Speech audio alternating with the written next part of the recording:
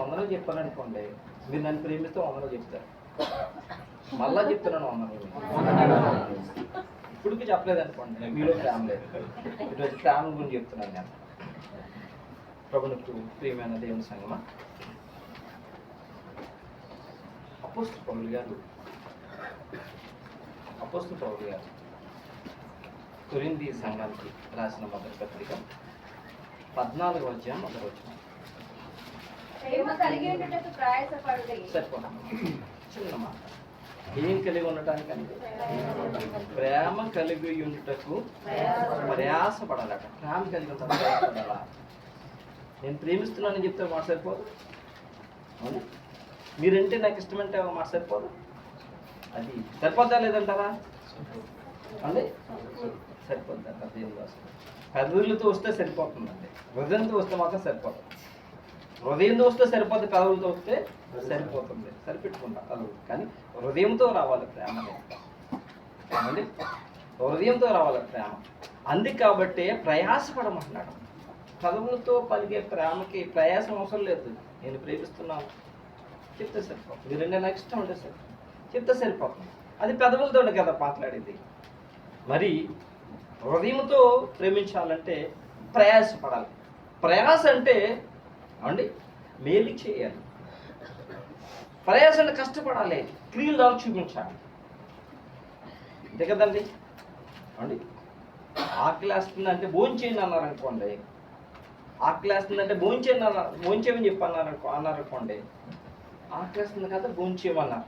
మరి భోజనం పెడితే బెటరా లేకపోతే భోజనం చేయమంటే బెటరా అండి? పెడితే బెటర్.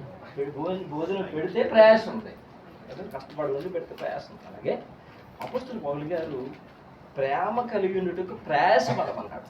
ఎందుకు ప్రయాసమన్నాడో తెలుసా అండి? దానికి ఒకటే ఇంకేసి దాని కింద ఏముందో తెలుసా అండి? ఏంటండి? వెంటాడుడి అట. అంటే ప్రేమ దొరికి వరకు ఏం చేయాలట? పెట్టుకోవాలి. వెనకాల పడి నువ్వు మాట్లాడలేదు అనుకో, నువ్వు ఎందుకు నాతో మాట్లాడలేదని చెప్పి అడగలట. అడుగుతూ ఉంటారా మనం? అడుగుతామా? అసలు ప్రేమ గురించి ఎందుకు రాశారు పౌలు గారు? ఆయన పని ఏమన్నా ప్రేమ గురించి రాయడానికి? దేవుడు ప్రేమాస్వరూపి. దేవుడికి స్తోత్రం కలుగుతుంది. దేవుడు ప్రేమాస్వరూపి కాబట్టి ఆయన ప్రేమ తెలుసుకున్న పౌలు గారు అంటున్నారు అండి, ప్రేమ కలిగి ఉండుటకు ప్రయాసమే కదా వెంటనే పట్టుకోవాలట. దేవుడికి స్తోత్రం కలుగుతుంది. ఎందుకు తెలుసా అండి? ప్రేమ లేకపోతే చాలా ప్రమాదం. ప్రేమ లేకపోతే చాలా ప్రమాదం అండి. ప్రేమ లేకపోతే ప్రమాదం. ప్రేమ లేనివాడు దేవుని వాడు కాడు, దేవుని ఎరుగుడని కూడా ఉంది. దేవుని ప్రేమ స్వరూపి, ప్రేమ లేనివాడు దేవుని ఎరుగడు. మొదటి యోహాను పత్రిక 14:8 మాట రాయబడి ఉందండి. దేవుని ఎరుగుడు అండి. ప్రేమ లేనివాడు దేవుని వాడు కాదు. ఆలోచించండి ప్రియమైన సంఘం. ప్రేమ, దేవుడు ప్రేమ చేత ఈ లోకాన్ని ఏర్పాటు చేసుకున్నాడు. దేవుడు ప్రేమ చేత మనందరినీ కూడా ఏర్పాటు చేసుకున్నాడు. ప్రియమైన సంఘం, దేవుడు ప్రేమ స్వరూపి. మన యేసుక్రీస్తు ప్రభు ఏ స్వరూపంలో ఉన్నాడో తెలుసా అండి? ప్రేమాస్వరూపి. దేవుని నామమున మహిమ కలుగును గాక. ప్రేమ లేకపోతే చాలా కష్టం కాబట్టి ఆయన ఏమన్నాడు? ఆయన ప్రేమ కలిగి ఉండేటకు ప్రయాసం అన్నమాట. ప్రేమ లేకపోతే చాలా కష్టం. ప్రియమైన సంఘం, మన యొక్క ఆదికి వెళ్ళిపోయినట్లయితే ఆదాము అవ్వములకు 2 కుమారులు అండి. ఎవరు వాళ్ళు? ఇద్దరు, కయ్యూను ఏబేలు. ఇద్దరే ఉన్నారు అన్నదమ్ములు. వాళ్ళు ఎదుటికుండగా లోపం ఉంది పుల్లు కానీ అవండి. వాళ్ళిద్దరిలో అవండి ఒకరికి ప్రేమ లేదు.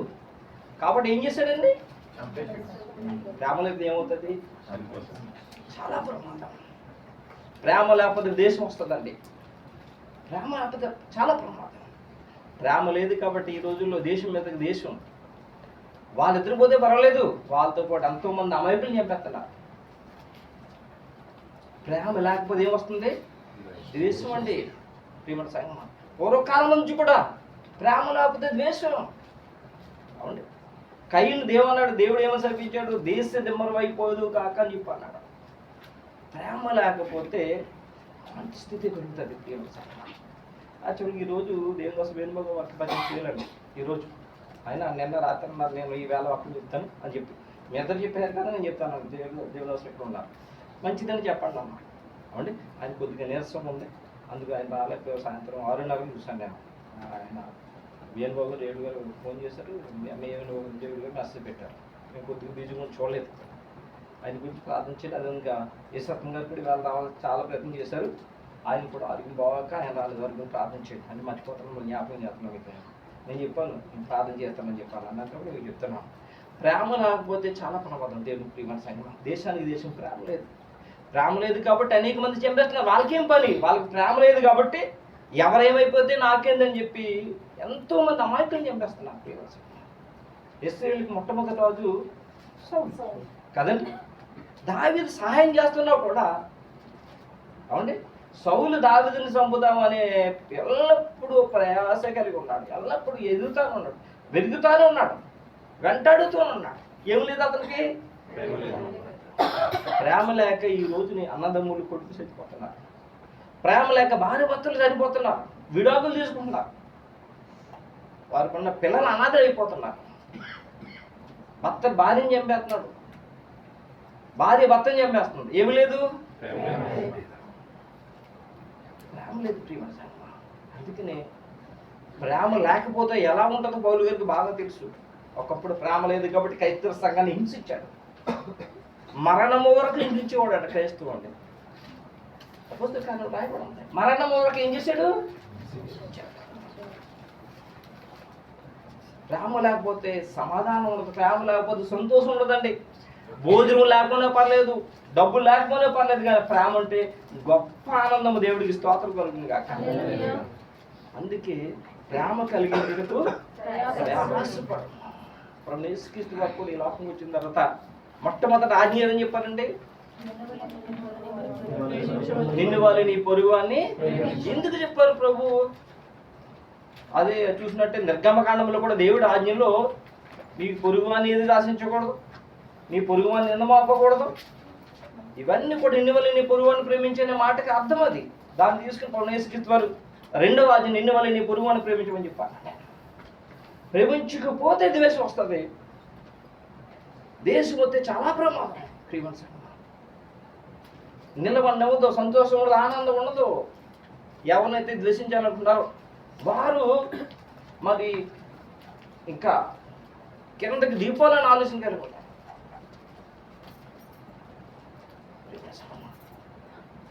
కానీ ప్రేమ కలిగి ఉండటకు ప్రేమ లేకపోతే కష్టం. దేవుడు ప్రేమించాడు కాబట్టి, ఆయన లోకంలో ఉన్న అందరినీ ప్రేమించాడు కాబట్టి ఆయన పరలోకం నుంచి భూమి మీదకి దిగి వచ్చేసాడు. దేవుడు మనందరినీ ప్రేమిస్తున్నాడు కాబట్టి ఆ మహిమను విడిచిపెట్టకూడని భాగ్యం అని ఎంచుకోనలేదట. ఎబ్బిరి పత్రికలు రాయబడతాయి. ఎవరు విడిచిపెట్టరు? మన పదవిని మనం విడిచిపెట్టడానికే అవసరమైతే ఎవరైనా చంపేద్దాం, కానీ పదవి మనం విడిచిపెట్టడం, మన అధికారం విడిచిపెట్టడానికి ఎవరన్నా తొక్కేయాలి, మనం పైకి రానివ్వకూడదు. మనుషుల్లో ఉన్నది అది. ఏమి లేదు? ప్రేమ లేదు కాబట్టి. కానీ ఆయన ఎవరు విడిచిపెట్టరు. అంత గొప్ప భాగ్యాన్ని విడిచి వచ్చాడు. ఎందుకొరకు? నిన్ను నన్ను ప్రేమించడానికి. నిన్ను వల్ల నీ పొరుగువాన్ని ప్రేమించని నేను మాటలతో చెప్పాను, అది చూపిందామని 2024 సంవత్సరాల భూమి మీదకి ప్రేమాస్వరూపుడు తిరిగి వచ్చేసాడు. దేవుడికి స్తోత్రం చెప్దామా? ఎందుకు మాటలు తెలియజేస్తున్నానంటే, అంత ప్రేమ కలిగిన ప్రభు అవండి పూర్వకాలమందు ఆయన దేవునిలో వాక్యమై ఉండగా ఆయన గురించి ఆది కాలంలో రాయబడి ఉంది. మానవులందరూ పాపం చేసి చెడిపోతారు, వారందరిని రక్షించడానికి నేను భూమి మీదకి వెళ్ళాలని చెప్పి ప్రవక్తల ద్వారా దేవుడు ప్రవచింపజేసి ప్రవచనంలోని లేఖనం నెరవేర్చడానికి దేవుడు తన వాక్యానికి శరీరం ఇచ్చి కృపా సత్య సంపూర్ణంగా 2024 సంవత్సరాల క్రితం భూమి మీదకి వస్తే, ఆనాడు క్రీస్తు పూర్వం 700 సంవత్సరాల క్రితము దేవుడు తన ప్రవక్త ద్వారా ప్రవచించిన పలికిన మాటల్లోని ఆ లేఖనాలు నెరవేర్చడానికి 2024 సంవత్సరం భూమి మీదకి వచ్చి ఆయన నెరవేర్చాడు. అలాగూ ప్రేమాస్వరూపుడుగా అవండి విడిచిపెట్టకూడని గొప్ప ఆ మహిమను విడిచిపెట్టి నిన్ను నన్ను లోకంలో వాళ్ళందరినీ ప్రేమించడానికి ఆయనకి ఈ లోకానికి వచ్చి 12 మంది శిష్యులు ఏర్పాటు చేసుకుని అవండి ఆ శిష్యులు తనతో పాటు నడిపిస్తూ, తనతో పాటు ఉంచుకుంటూ, తన పండు ఉన్న చోట వాళ్ళను ఉంచి, తను తినే ఆహారం వరకు పెట్టి, ఏమండి ఆ పరలోక ప్రేమను ఆయన చూపిస్తే దానిలో ఒకతను ప్రభుని ద్వేషించాడట. వారిలో ఒకతను ప్రభువుని ద్వేషించాడట. అది ప్రవచనం రాయబడింది, లేఖనం రాయబడింది. ప్రియమైన సంగమ, ఆ ద్వేషం గురించి లేఖనం రాయబడి ఉంది, రాయబడింది. ఏమండి స్నేహితుని వలన అప్పగింపబడుట. అతను ప్రేమించట్లేదు కాబట్టి సాక్షాత్తు ప్రేమాస్వరూపుడు భూమి మీదకి వచ్చి 12 శిష్యులను ఏర్పాటు చేసుకుని వారితో పాటు ఉంటూ తండ్రి యొక్క ప్రేమను చూపిస్తూ, ఏమండి తండ్రి యొక్క ఇష్టాన్ని ప్రపంచ మానవాళికి పరలోక రాజ్య స్వార్థగా ప్రకటిస్తూ కూడా పెట్టుకుని ఆయన గొప్ప గొప్ప విషయాలు చూపిస్తూ ఆయన వారితో పాటు ఉంటే దాంట్లో ఒకతను ఆయనను దేవుని యొక్క ప్రేమ అతను పొందుకోలేక, దేవుని యొక్క ప్రేమ అతను ఎరుగలేదట. ప్రియమైన సంగమ, అందుకని వాక్యాంశంలో స్నేహితుని వలన అప్పగింపబడుట అని చెప్పి లేఖనం రాయబడి ఉంది. చూడండి, లేఖనం చూద్దాం. కీర్తన గ్రంథము 41వ అధ్యాయం 9వ వచనం. నేను నమ్ముకుని నా విహితుడు నా ఇంట భోజనము చేసిన వాడు నన్ను తన్నుటకై సరిపోతుందండి. నేను నమ్ముకుని నా విహితుడు. నేను అంటే ఎవరు చెప్తున్నారు ఈ మాట? ప్రభుని యేసుక్రీస్తు వారు అంటున్నారు. నమ్ముకున్నాడట. స్నేహితులు కలిసి వెళ్తున్నప్పుడు, కలిసి ఉన్నప్పుడు నమ్మకం ఉంటుందా? ఉండదండి. స్థిరంగా నమ్మకం ఉంటుంది. అలాంటి ప్రభుని యేసుక్రీస్తు ప్రేమకే ప్రతిరూపం ఆయన తన శిష్యుల్ని ఏమండి ఎంతగానో ప్రేమించాడు. లోకంలో ఉన్న వాళ్ళందరినీ ప్రేమించాడు, అంతకంటే ఎక్కువ వాళ్ళని ప్రేమించాడు ఆయన. సాతాను వచ్చి నీ శిష్యులకి నేను జల్లిస్తానని చెప్పి నేను శోధిస్తానంటే వాళ్ళకి సాతానికి అధికారం ఇవ్వలేదు. అయ్యో పేతురు మిమ్మల్ని జల్లించుదామని చెప్పి సాతానాన్ని కోరుకుంది, కానీ నేను ఇవ్వలేదు. దేవుడని యెహోవా అని ఏమండి సాతాను కోరుకుంది యోబుని జల్లించడానికి, ఒప్పుకున్నాడు ఆయన. కానీ ఎంత ప్రేమవాడేనండి, తన శిష్యుల్ని బిడ్డ ఒప్పుకోలేదు. నువ్వు స్థిరపడు నీ యొక్క సహోదరుని స్థిరపరచు అని చెప్పి అన్నాడు. దీనికి బలపడండి, మేము సాధన కోరుకుంటున్నాడు. ఎంత ప్రేమ కలవాడండి ఆయన. అంత నమ్మిక కలిగిన ఏమండి ఆయనను నా విహితుడు, నా స్నేహితుడు, నా ఇంట భోజనం చేసిన వాడు, ఆయనతో కలిసి భోజనం చేసినవాడు, ఆయనతో పాటు తిరిగిన వాడట.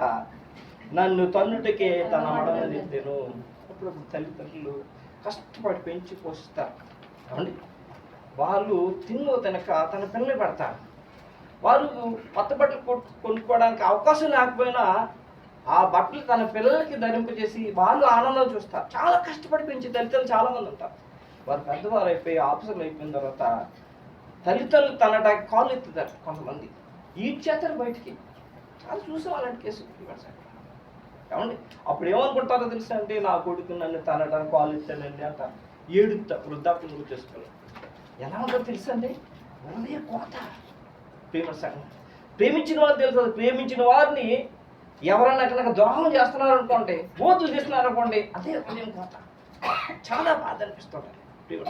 ఇక తల్లిదండ్రులు పెంచి పెద్ద చేసిన తర్వాత వాళ్ళు బయటికి గెంటేస్తే పరిస్థితి ఎలా ఉంటుంది? కొంతమంది భార్యలు వచ్చిన తర్వాత భార్యల మాట నీ తల్లిదండ్రులు గెంటేస్తుంటారు. అప్పుడు వచ్చిన భార్య అంటున్నారు. కానీ మరీ తల్లి పోషించిన తల్లిదండ్రులు అలా తోసేయటం బాధ కాదు. ప్రియమనసు ఆ తల్లిదండ్రుల కోత ఎలా ఉండదు చెప్పండి? అంతకంటే ఎక్కువ కోత ప్రభుని యేసుక్రీస్తు వారికి. అయ్యో నా స్నేహితుడు, నాతో పాటు ఉన్నవాడు ఏమంటే నాకు విరోధముగా ఉన్నాడని చెప్పి ప్రభుని యేసుక్రీస్తు హృదయంలో ఆయన బాధపడుతూ ఉండటం. క్రీస్తు పూర్వం 700 సంవత్సరాల క్రితం ప్రాప్తి ద్వారా ప్రవచింపజేస్తాడు. ఎవరు? తండ్రి అనే దేవుడు. ప్రాప్తి ద్వారా తండ్రి అనే దేవుడు ప్రవచింపజేశాడు. ఇంకా కీర్తన గ్రంథం 55:12-14 వరకు చూసినట్లయితే ఈ విషయంలో నన్ను దూషించువాడు శత్రువు కాదు, శత్రువైన ఎడల నేను దాన్ని సహింపవచ్చును. నా మీద మిట్టిపడివాడు నా యందు పగపట్టినవాడు కాడు. అట్టివాడైతే నేను దాగి ఉండవచ్చును. ఈ పని చేసిన నీవు నా సహకారివి, నా చెలికాడు, మా పరిచయుడు. మన కూడి మధురమైన గోష్ఠి చేసి ఉన్నవారము ఉత్సవంకి వెళ్ళి సమూహంతో దేవుని మందిరములకు పోయి ఉన్నవారు సరిపోతుందండి. నన్ను దూషించేవాడు శత్రువు కాడు, శత్రువు వెళ్ళ నేను దానిని సహింపవచ్చు. నా మీద మిట్టిపడివాడు, నా మీద పగబట్టిన వాడు కాడు, అట్టువాడైతే నేను ప్రేమిస్తూ కూడా గొంతులు కోసేస్తుంటారు తెలుసా. అలాంటి వారి గురించి రాయబడిందండి. ప్రేమిస్తూ ప్రేమిస్తున్నారనుకోండి, ఏమండి ప్రేమిస్తున్నా శత్రువు వెళ్ళాలనుకుంటారు, దూరంగా ఉండి కొన్ని దెబ్బలు ఆడుతూ తిడుతూ కొడుతుంటారు. శత్రువు ఉండి జాగ్రత్తగా ఉండాలనిపిస్తుంది. కూడా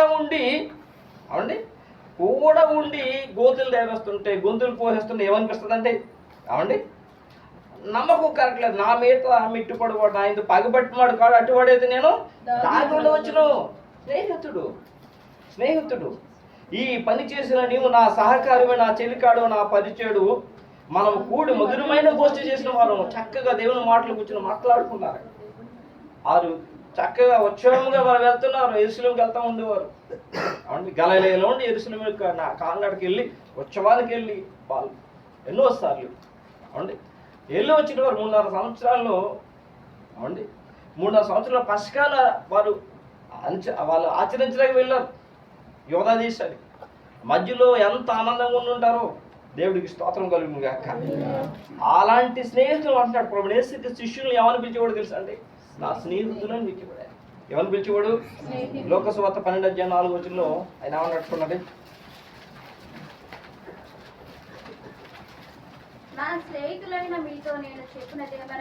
సరిపోతుందమ్మా. వారి యొక్క డౌట్లు తీస్తూ ఉన్నాడు ఆయన, వారు జరిగే విషయాన్ని తెలియజేస్తూ ఉన్నాడు ఆయన. అలా చేస్తూ వారితో నా స్నేహితులని మీతో చెప్పినది ఏమనగా స్నేహితుడు. అబ్బా అద్భుతం అండి. ఆ పరలోకమున్న దేవాదేవుడు ప్రేమమయుడిగా భూలోకంకి వచ్చి ఆయన ఏమన్నాడు? నా స్నేహితులు అంటున్నాడు. స్నేహితులుగా భావించి వారికి ఎన్నో గొప్ప గొప్ప విషయాలైనా తెలియజేస్తూ ఉండేవాడు. ఈ ప్రవచనము ఎప్పుడు నెరవేర్చబడింది? నెరవేర్పు గురించి యోహాను సువార్త 13:18-19 రాయబడింది. చూడండి. మిమ్మల్ని అందరిని గురించి నేను చెప్పలేదు, నేను ఏర్పరచుకున్న వారిని ఎరుగుదును కానీ నాతో కూడా భోజనం చేయవాడు నాకు విరోధముగా తన మడమనెత్తెను అను లేఖనము నెరవేరుటకై ఇలాగు జరుగును. జరిగినప్పుడు నేనే ఆయనని మీరు నమ్మునట్లు అది జరుగుకు మునిపే మీతే చెప్పుచున్నాను. మిమ్మల్ని అందరిని కూర్చి నేను చెప్పట్లేదు, 12 ముందు కూర్చు అని అనట్లేదు. నేను ఏర్పరచుకున్న వారిని నేను ఎరుగుతాను. మీ అందరూ అలాంటి నాకు బాగా తెలుసు. అంటే నాతో కూడా భోజనం చేయబడు నాకు విరోధంగా తన మడమనెత్తెను అను లేఖనము నెరవేరుటకు పూర్వకాలం ప్రవక్త ద్వారా ప్రవచించిన లేఖనము నెరవేరుటగా ఎలాగ జరుగుతుంది. అది ఎలాగ జరిగిందో తర్వాత నేను చెప్పింది మీరు జ్ఞాపకం చేసుకుంటారని చెప్పి ఆ విషయాన్ని వారికి జ్ఞాపకం చేశారండి. ప్రభు యేసుక్రీస్తు వారు జ్ఞాపకం చేశారు. గొప్ప ప్రేమ గల దేవుడు వారితో ఉండి అంత గొప్పగా వాళ్ళు ప్రేమిస్తున్నప్పుడు గొప్పగా ప్రేమిస్తున్నప్పుడు ఎందుకు రావాలండి వాళ్ళు దేశం? ఎందుకు రావాలి అసూయ? గొప్పగా ప్రేమిస్తుంటారు సహోదరులు. ఎందుకు రావాలి ద్వేషం? ఎందుకు రావాలి అసూయ? కయ్యనుకు వచ్చింది. ఎందుకు వచ్చింది? హేబెలు మీద. ఎందుకు వచ్చింది కయ్యనుకి హేబెలు మీద? ఎప్పుడైతే మనిషి హృదయము దేవుని మీద కాకుండా లోకం మీదకి మారిందనుకోండి చాలా ప్రమాదం. దేవుని మీద కాకుండా లోకం మీదకి మారితే చాలా ప్రమాదం. దేవుని ప్రేమించడం ఎప్పుడైతే మానివేస్తారో అప్పుడు చాలా ప్రమాదం జరుగుతుంది. వాళ్ళకి శాపం వస్తుంది. ప్రభునేశ్వరి చాలాసార్లు ఉపమాన రీతిగా చెప్పారు. సాతాను దెయ్యము నీరు లేని చోట తిరుగుతూ ఉందట. తిరుగుతూ అలా తిరుగుతూ ఉంటే నీరు లేని చోట ఎక్కడ కనిపించేదట. అప్పుడు అది అనుకుందట, నేను ఇంతకు ముందు ఒక ఇంట్లో ఉండేదానిని ఆ ఇంట్లోకి చూద్దామని చెప్పి వెళ్ళినప్పటికీ ఆ ఇల్లు శుభ్రంగా అమర్చి ఉండడం చూసి 7 దెయ్యాలు తీసుకెళ్ళి నాలో నివాసం చేసిందట. నీరు లేదు అని అంటే ఆత్మ లేని వారి దగ్గర సాతానే కలుపుతాడు. నీరు ఉంటుందంటే ఆత్మ. నీరు ఆత్మకు సాదృశ్యం. ప్రేమ దేవుని ఆత్మ లేకపోతే, దేవుని ప్రేమించకపోతే మృగవాన్ని ప్రేమించలేవు. దేవుని ప్రేమించకపోతే దేవుని యొక్క ప్రేమ మనుషులో ఉండదు. దేవుని ప్రేమించకపోతే లోక సంబంధమైన ఆశలో వెళ్ళిపోయి దురాశ ద్వారా సాతాను ప్రవేశింపజేద్దాం మనుషులు. దురాశ ద్వారా అసూయ వస్తుంది, ద్వేషం వస్తుంది. అందుకని అపోస్తలుడు పౌలు గారు తిమోతితో అండి అంత్యకాలం ముందు అంత్య దినములందు అపాయకరమైన రోజులు ఇచ్చిన ఆ కుమారుడు తిమోతి చాలా జాగ్రత్తగా ఉండు, మనుషులు స్వార్థ ప్రియులు, ప్రేమ లేని వారు అవండి. అది చాలా విషయాలు చెప్పాడు ఆయన. ఎందుకు అంత్యకాలంలో ఎందుకు వస్తుంది అని అంటే ఆత్మ ఉండదు, దేవుని ప్రేమించరు, దేవుని ప్రేమించరు కాబట్టి వస్తుంది. ఇప్పుడు ఈ ప్రభువైన యేసుక్రీస్తు యొక్క 12 మంది శిష్యులు ఒక అతనిలోకి సాతాను ఎందుకు వచ్చింది? ఎందుకు వచ్చిందని సాతాను అంటే ఎందుకు వచ్చింది అది సాతాను అని అంటే ప్రియమైన సంగమా, అతను డబ్బు మీద ఆశట. పరిశుద్ధ గ్రంథంలో రాయించబడి ఉంది.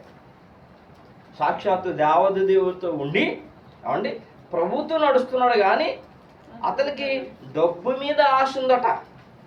అవండి డబ్బు మీద ఆశ ఉండటం వలన సాతాను అతనిలో ప్రవేశించిందట. ప్రియమైన సంగమా చూడండి, యోహాను సువార్త 12:6. వాడు ఇలాగ చెప్పినది బీదల మీద శ్రద్ధ కలిగి కాదు గాని వాడు దొంగయే ఉండి తన దగ్గర డబ్బు సంచి ఉండినందున అందులో వేయబడినది దొంగలించుచూ వచ్చింది కనుక అలాగూ చెప్పాడు. సరిపోతున్నారు అవండి. అతనికి ఏం ఆశ ఉంది? లోక సంబంధం ఆశ ఉంది. సాక్షాత్తు రక్షకుడు ఉన్నాడు కూడా, ప్రేమగల దేవుడు ఉన్నాడు, వారికి ఏ లోటు లేదు, వారికి ఏ లోటు లేదు. ఎంత గొప్ప ఆధిక్యత వారికి పొందుకున్నారంటే లోకములో లేని ఆధిక్యత వారు పొందుకున్నారు, గొప్ప గొప్ప ఆధిక్యత పొందుకున్నారు. అందులో ఒకటి సాతాను చేత శోధింపబడి అతను డబ్బు మీదకి వెళ్ళిపోయిందట.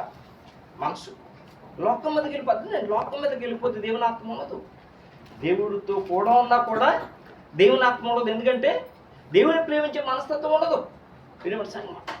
అందుకని ఇతని మనసు ఎప్పుడు కూడా డబ్బు మీద ఉండిదట, డబ్బు మీద ఉండిదట. డబ్బుని ప్రేమించాలి ఎంతవరకు అంటే మనకు కావాల్సినంతే. మరీ డబ్బు కోసం మనుషులు ద్వేషించే విధంగా, డబ్బు కోసం కుటుంబాలు పాడు చేసే విధంగా, డబ్బు కోసం కుటుంబాన్ని దూరం పెట్టే విధంగా, డబ్బు కోసం మనుషులు చంపే విధంగా డబ్బు ఉండకూడదు మనుషులు. అది చాలా ప్రమాదం. అది మనుషులు ఊరట. ప్రియమైన మనుషులు ఊరట.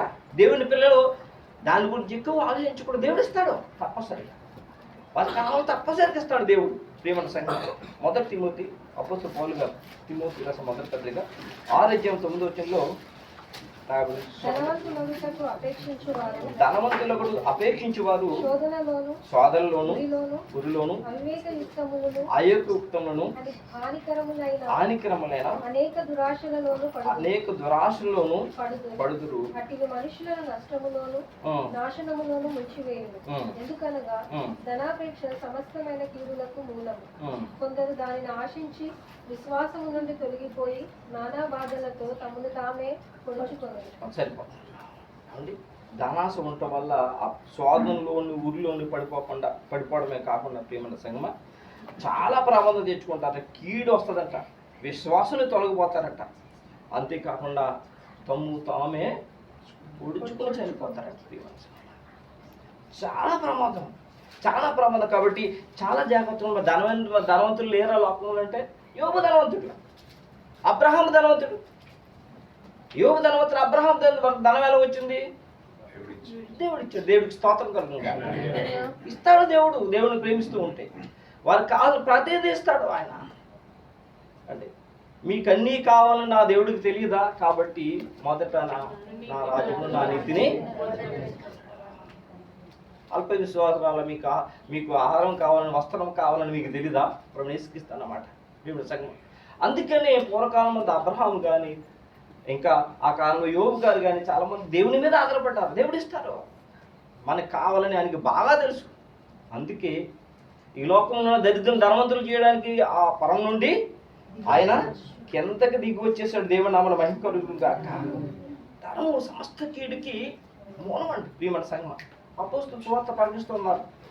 పౌలు గారు శీల మాసిదోనియా దేశంకి వెళ్ళి సువార్త ప్రకటిస్తున్నారు. వాళ్ళు సువార్త ప్రకటిస్తుంటే ఒక చిన్నదాన్ని తీసుకొచ్చి ఊరి మధ్య కూర్చోబెడుతుంటే సోది చెప్పిస్తుండేవారు. ఆ చిన్నదానిలో ఏముండేది? దెయ్యం, సాతాను ఉండేది. అవునండి, సాతాను ఉండేది. ఆ దేవుని దోశలు అలాగే వెళ్తా ఉన్నారు ప్రతిరోజును. ఒకరోజు జీవం గల దేవుని దాసులు అని చెప్పేసింది. అది ఒప్పుకోండి. ఇక్కడ చూసుకో, ఆ చిన్నదాన్ని వారు స్వస్థపరిచారు కాబట్టి వాళ్ళకు వచ్చి లాభం పోయిందని చెప్పి పౌల్ని చిత్త కొట్టేశారు. రక్తం కారణంతగా కొట్టారు. ఏంటండి? డబ్బాస ప్రేమల సంగమ. ఈ ఆశ దేవుని కంటే ఎక్కువ దేన్నైనా ప్రేమించినా కూడా ప్రేమల సంగమ సాతాను ఏదొక్క మార్గం చూసుకుని ఆ కుటుంబంలోనూ వాళ్ళు ప్రవర్తిస్తారు. కాబట్టి తొందరగా ద్వేషించకూడదు, ఏమండి, తొందరగా కోపడకూడదు, తొందరగా మనుషుల్లోని ఏమండి వెలితిని చూపించకూడదు, దోషాలు చూపించకూడదు. సాధ్యమైనంత వరకు ప్రేమించడానికి సమాధానం కలిగి ఉంటారు, ప్రయత్నం చేయాలి. దేవుని పిల్లలు దేవునామన మహిమ కలుగుక. అప్పుడు సాతాను మన చుట్టూ కూడా రాడు. మన ఇంట్లో వాళ్ళు ప్రవేశించే అవకాశమే సాతానికి లేదు. ఇప్పుడు దేవుని ప్రేమ, ఓర్పు, సహనము కలిగి ఉండాలి దేవుని పిల్లలు. అలా కలిగి ఉన్నప్పుడు సాతానికి అధికారం లేదు, దేవుని పిల్లల మధ్యకి వచ్చే అవకాశం లేదు. దేవుని పిల్లలు ప్రేమ కలిగి ఉండాలి. మరి ఇతను అదే చూద్దాం, మళ్ళా యోహాను సువార్త 12:6 చూడండి. యూద డబ్బు మీద మనసు ఉంచి ఆశ కలవాడి అనేది అతనిలో సాతాను ప్రవేశించారా? ఎప్పుడు చూడండి.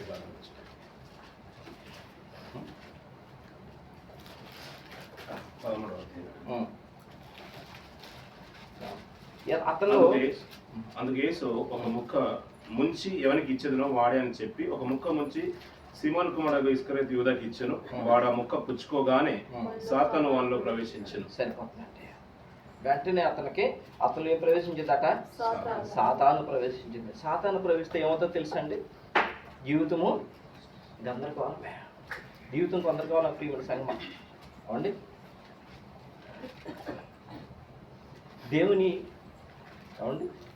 దేవుని కుమారుడు దేవుని మాటల పలుకు ప్రియమైన సంగమం. అదే దేవుని ఆత్మ వారు దేవుని వారిని రాయబడింది. దేవుని ఆత్మ లేని వాడు నా వాడు కదని రాయబడింది. అతను ప్రభును ప్రేమించలేదు కాబట్టి అతనికి ఏమొచ్చింది? సాతాను వచ్చింది. వెంటనే సాతాను వచ్చింది ప్రియమైన సంగమం.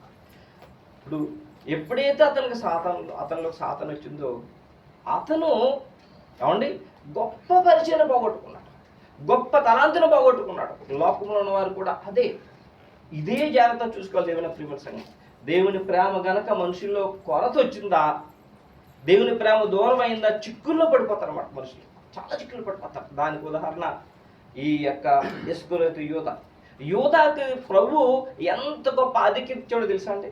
గొప్ప ఆధిక్యత ఇచ్చాడు ప్రభు. ఆ ఇస్కరియోతు యూదా అంట అపోస్తులుడట.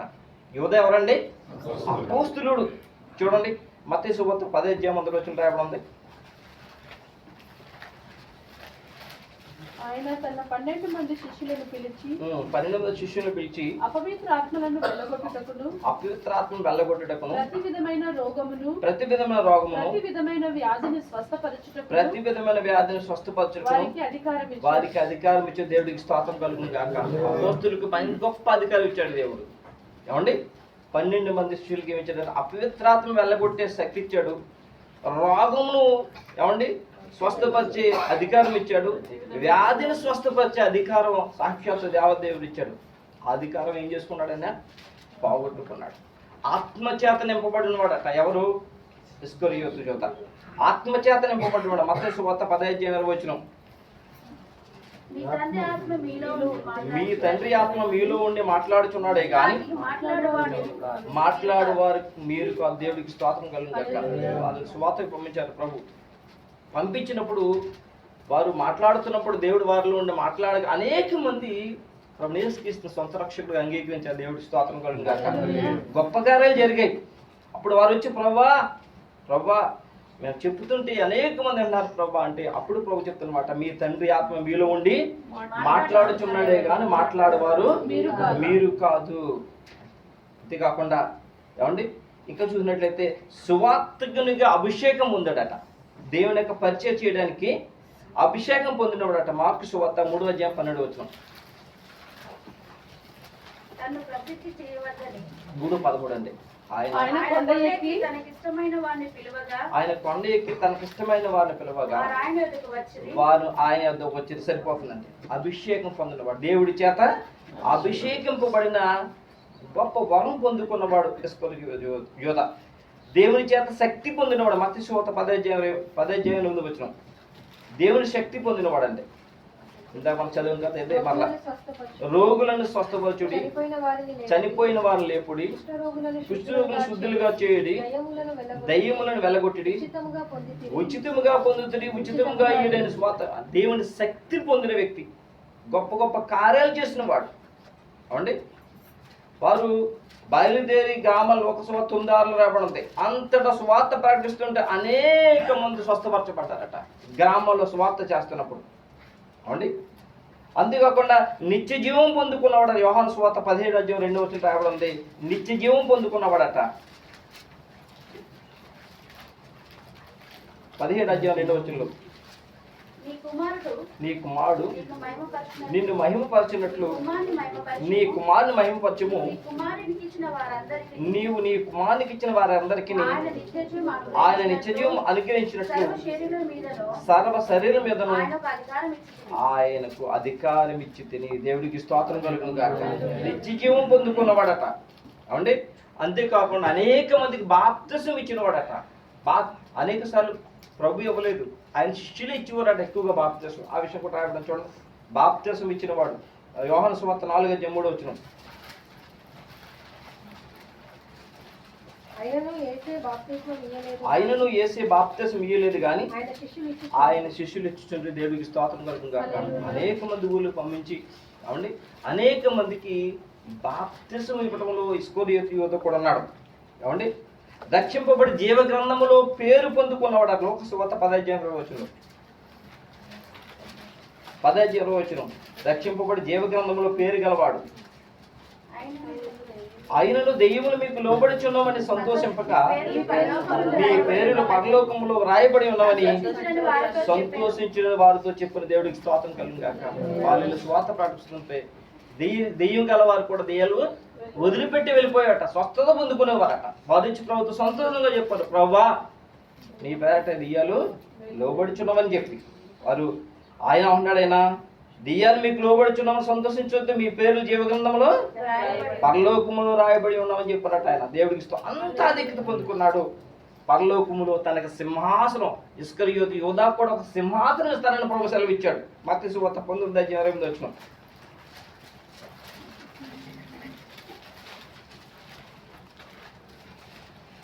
యేసు వారితో ఇట్లనెను, ప్రపంచ పునర్జనమందు మనుష్య కుమారుడు తన మహిమగల సింహాసనము మీద ఆసీనుడై ఉన్నప్పుడు నన్ను వెంబడించిన మీరును 12 సింహాసనముల మీద ఆసీనులై ఇశ్రాయేలు 12 గోత్రముల వారికి తీర్పు తీర్చుదురు. దేవుడికి స్తోత్రం కలుగును గాక. ఒక సింహాసనం కూడా దేవుడు అతనికి ఏర్పాటు చేశాడు. ఆలోచించేది ప్రియ సంఘం, ఇన్ని గొప్ప ఆధిక్యతలు ప్రభువులు ఉండగా పొందుకున్న అతను దేవుని ప్రేమించకపోవటం వలన ఏం చేసి ఏమైపోయాడంటే అవును ఆ ఆధిక్యతలన్నీ పోగొట్టుకున్నాడు. అతనికి డబ్బాష మూలన అతనిలో సాతాను ప్రవేశించిందట ప్రియమైన సంగమ. అప్పుడు అతను వెళ్ళి ప్రధాన యాజకులు పెద్దల దగ్గరికి వెళ్ళి నిన్ను అప్పగిస్తే మీరేమో నాకు ఇస్తారు అని అడిగాడట ఆయన. ఏమండి ఏమి నాకు ఇస్తానని అంటే ఇప్పుడు వారు 30 వెండి నాణములు అది చూసిచ్చారట ప్రియమైన సంఘం. 30 వెండి నాములు చూసిచ్చారట. ఆ వెండి నాములు తీసుకున్న తర్వాత ప్రభుని ఆ ఒలివ తోటలో గెచ్చమని తోటలో ప్రభును ముద్దు పెట్టుకుని ఆయన అప్పచెప్పాడు. బాధకుడా నీకు శుభము. ఎలాగ మళ్ళానే ఈ ప్రేమ ఎలాంటి ప్రేమ చెప్పండి. బాధకుడా నీకు శుభం అని చెప్పి పెదవులతో ప్రేమించి ప్రభుని అప్పచెప్పాడు దేవుని సంఘం. అవునండి ప్రభుని చెప్పాడు. అందుకని అతని గురించి ప్రవచనం రాయబడి ఉంది. ఆ ప్రభుని పట్టుకుని తీసుకువెళ్ళి వారు హింసిస్తూ కొడుతూ బాధ పెడుతూ ఉన్నారు ఆయన్ని. అవండి బాధ పెడుతూ ఉన్నప్పుడు ఆయన రక్తం కారుస్తూ ఉన్నప్పుడు ప్రభు యొక్క స్థితి చూసిన ఆ యోధ అప్పుడు సెలవించిపోడండి ప్రియమైన సంగమ. మత్తయి సువార్త 27:3 చూడండి. అప్పుడు ఆయనను అప్పగించిన యూదా ఆయన శిక్ష విధింపబడినని చూచి పశ్చాత్తాపపడి ఆ 30 వెండి నాణెములు ప్రధాన యాజకుల యొద్దకును పెద్దల యొద్దకును మరలా తెచ్చి నేను నిరపరాధ రక్తమును అప్పగించి పాపము చేసి తినని చెప్పాను. వారు దానితో మాకేమి, నీవే చూచుకోమని చెప్పగా అతడు ఆ వెండి నాణెములు దేవాలయంలో పారవేసి పోయి ఉరిపెట్టుకోలేదు. ఏం చేశారు చూడండి. ప్రభువు తాను అప్పగించిన ప్రభు, తాను ప్రేమిన ప్రభు శిక్షింపబడుతూ ఉంటే, బహుఘోరంగా శిక్షింపబడుతుంటే అతను కళ్ళు ఎదుర్కొనగానే అతను తట్టుకోలేకపోయాడు. తట్టుకోలేకపోయి ప్రేమ ఆయన హింసించబడటం చూసి పాపం చేసిన లోకానికి హింసింపబడడానికి వచ్చిన ప్రభు, ప్రేమించిన వారిని కూడా ప్రేమించే ప్రభు ఆయన హింసింపబడటం చూసి 139 కొరడా దెబ్బలు, తన ఒళ్ళంతా కూడా రక్తసిక్తం అయిపోయి మోయరాని సిలువ కొయ్యి మోసుకుంటూ గొల్గొతా కొండకి వెళ్ళిన ప్రభుని చూసి ఆయన చూస్తానే ఉన్నాడు, వెంబడిస్తానే ఉన్నాడు. అవునండి, సిలువ పై నుండి కూడా ప్రభు ప్రేమ గల మాటలు, సిలువ పైనుండి కూడా తనని ఇబ్బంది పెడుతున్న వారిని, కొట్టిన వారిని కూడా చూసి తండ్రి వీరేమి చేస్తున్నారు, వీరిని క్షమించమని మరలా చెప్తున్న ప్రేమ గల మాటలు చూసిన ఇస్కరియోతు యూదా అవండి అప్పుడు పశ్చాత్తాపడ్డాడట. పశ్చాత్తాపడ్డాడు. అయితే ప్రభుని వేడుకోలేదు ప్రేమ సంగమా. ఆయనతో పాటు ఉన్న రెండవ దొంగ అయినా ప్రభువా నన్ను క్షమించు, నన్ను కనికరించు అని చెప్పుకున్నాడేమో కానీ అతను మాత్రం మళ్ళా ప్రభు యొక్క ప్రేమ అతను పొందుకోలేకపోయాడు. పేతురు 3 సార్లు బొంకాడు ఆయన ఎవరో నాకు తెలియదని. ఆ పేతురు సహితం పశ్చాత్తాపడి ప్రభువాన్ని క్షమించి అన్నాడు కానీ ఇస్కరియోతు యూదా మాత్రం నన్ను క్షమించని ప్రభు యొక్క ప్రేమను వచ్చుకోలేదు. ప్రేమ లాస్ట్కి ఏమి పడు తెలుసు అంటే ఏమి పడండి, ఊరి పెట్టుకుని చనిపోడు. దేవుని ప్రేమ లేకపోతే ఏమవుతుందో తెలుసు అంటే ప్రేమ సంగమా, దేవుని ప్రేమ లేకపోతే చాలా నష్టం, చాలా ప్రమాదం.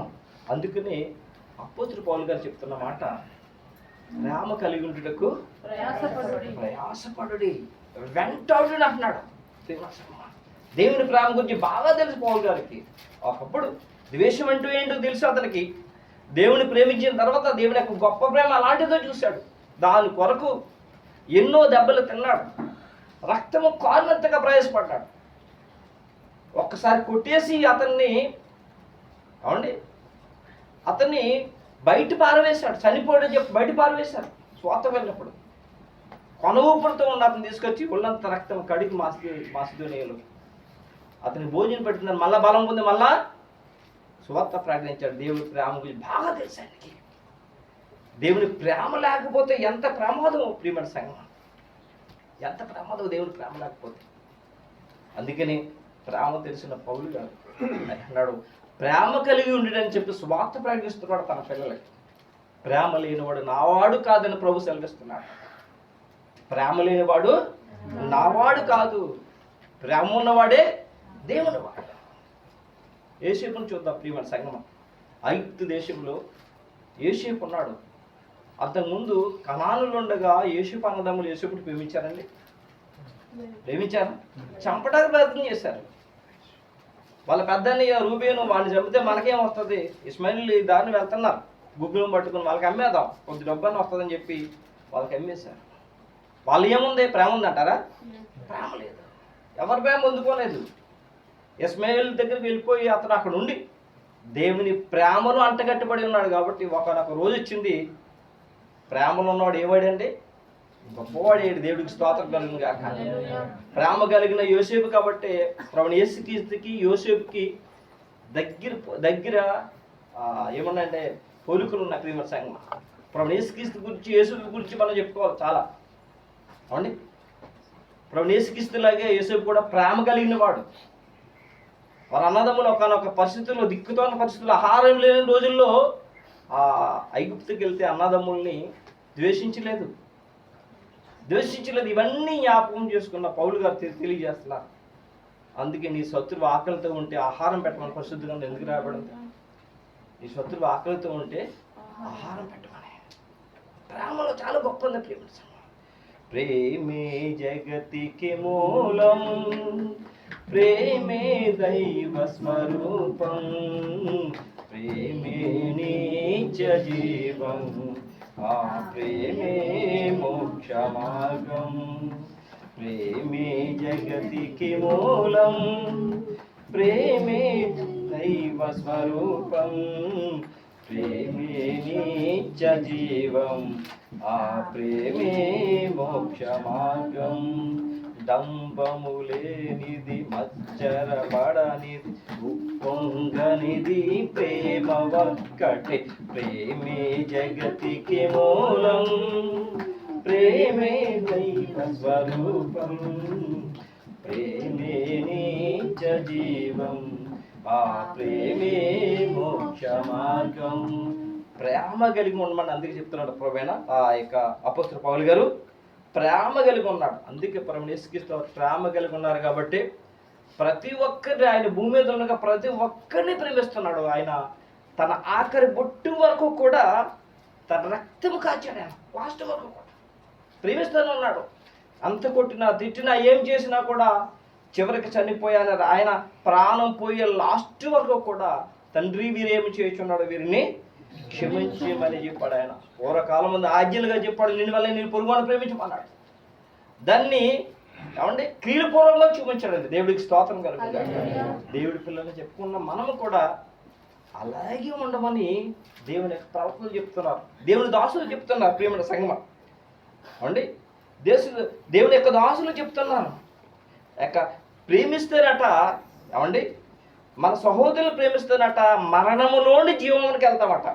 మరణములోంచి జీవంలోకి వెళ్తామట. యోహాను పత్రిక 3:10 చూడండి. నేను ముగింపు చేస్తాను.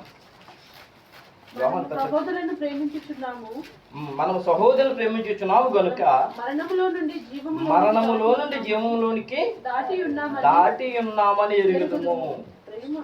ప్రేమ లేనివాడు మరణమందు నిలిచి ఉన్నాడు. కయ్యూను ప్రేమ లేదు కాబట్టి ఏమైపోడు, ఇస్కరియోతు యోధ ప్రేమ గల దేవుడు పక్కన కూడా ప్రేమించలేదు కాబట్టి అతను మరణించాడండి. అయితే మనం సహోదరులను ప్రేమించుచున్నాము. ఆలోచించేయండి, మనం సహోదరులను ప్రేమించుచున్నాము. అందరితో మనం అనుకోవడం కాదు, అందరితో పాటు లోకం అనుకోవడం కాదు. నా ప్రభు ప్రేమ గల దేవుడు కాబట్టి ఆయన పిల్లలమైన మనం కూడా ఎలా ఉండాలి, ప్రేమ కలిగి ఉన్నప్పుడే. మనం అప్పుడప్పుడు ప్రార్థనలు ఏమని చెప్తాం ఏమండి, మా శత్రు పల్లుకు ప్రార్థనలో ఏమో రాయబడి ఉంటుంది,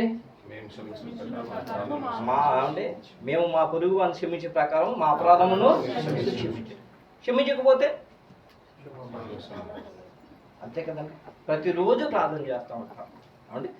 దేవుని సంధిలో ఆలయాల్లో ద్వేషాలు ఎందుకు వస్తున్నాయి చెప్పండి. లోకంలో చాలా మంది ద్వేషాలు ఒకళ్ళు కొట్టుకున్నారు, మధ్య పాస్టర్లే కొట్టేసుకున్నారు, లోదర సంఘాలు ఒకళ్ళు కొట్టేసుకున్న సంఘం ఎందుకు వస్తున్నాయి చెప్పండి. ప్రేమ లేదు ప్రియమైన సంఘం. ప్రేమ లేకపోతే ఇవి వస్తాయి. ఇదేమంటాడు తీన ఏమండి, ప్రేమ లేనివాడు మన ముందు నిలిచి ఉన్నాడు. మనము సహోదరులు ప్రేమించున్నాము, నిన్ను వల్ల నీ పొరుగువాన్ని ప్రేమించమని అందుకే చెప్పాడు ప్రియమైన సంగమం. అందుకే ప్రేమ అనేక పాపముల గొప్పను కనుక అన్నిటికంటే ముఖ్యముగా ఒకని ఎడల ఒకడు ప్రేమ గలవాడై ఉండడి. 1 పేతురు 4:8 రాయబడి ఉందండి. ప్రేమ అనేక పాపముల గొప్పను కనుక అన్నిటికంటే ముఖ్యముగా ఒకని ఎడల ఒకడు మిక్కటమైన ప్రేమ గలవారై ఉండుడి. అనేక పాపాలు అంటే ప్రేమిస్తూ ఉంటే పాపాలు పోతాయంట. దేవుడికి స్తోత్రం కలిగింది. ప్రేమిస్తూ ఉంటే పాపాలు ఏమవుతాయండి, పోతాయట. చివరికి చూసినట్లయితే దేవుడు మన ఎడలు తన ప్రేమను వెల్లడిపరుచుచున్నాడట. ఏ ప్రభు అయితే ఈ లోకానికి వచ్చాడు ఆయన తన ప్రేమను వెల్లడిపరుచుచున్నాడట. రోమిలు రాసిన పత్రిక 5:8 ముగించేస్తాను నేను. దేవుడు మన ఎడల తన ప్రేమను వెల్లడిపరుచుచున్నాడు. అయితే దేవుడు అయితే మన దేవుడు ఎడల తన ప్రేమను మన ఎడల తన ప్రేమను వెల్లడిపరుచుచున్నాడు. ఎట్లనగా మనం ఇంకను పాపులమై ఉండగా ఎట్లనగా మనం ఇంకను పాపులమై ఉండగాని క్రీస్తు మన కొరకు చనిపోయాను. క్రీస్తు మన కొరకు చనిపోయాను. అవునండి. ఎవరైనా మంచి వారి కొరకైనా ఒక చనిపోతారేమో, లేక తెగిస్తారేమో. అప్పుడప్పుడు దారం వెళ్తా ఉండి గమ్మున ఎవరో చెరువులోనో గోదావరిలోనూ మునిగిపోతుంటారు. తొందరగా ఏం చేస్తాం? మునిగిపోరా అంటావా, వెళ్ళి పట్టుకుని లేదేస్తావా కదండి. అదే అదే దుర్మార్గుడు దుష్టుడు అనుకోండి, ఏమనుకుంటారు? మునిపోతే మునిపని వదిలిపోతే. అయితే మనం ఇంకనూ పాపులమై ఉండగా, పాపులంటే ఎవరు? కయ్యను. పాపులు అంటే ఎవరు? ఒక కయ్యను, ఒక ఇస్కరియోతు యోధ. అంటే పాపం చేసే వారందరికీ ఎవరండి? దేవుడికి విరోధులే. దేవుడు వారి మీద క్రోధం కుమ్మనిచ్చున్నాడు తండ్రి దేవుడు.